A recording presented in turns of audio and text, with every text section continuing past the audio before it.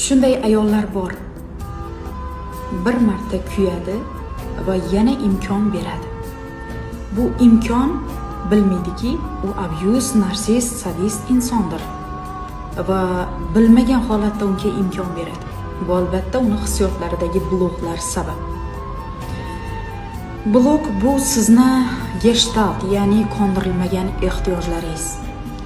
Va mana shu nuqtangiz sizni kuchsiz nuqtangizdir, ojiz nuqtangizdir. Ojiz nuqtangiz esa sizni aurangizdan taraladi. Sizni gapirayotgan so'zlaringizdan, nigohingizdan, kimgadir qilayotgan munosabatingizdan seziladi. Va mana shu nuqta sizni ikkinchi bor yutqazishga undaydi.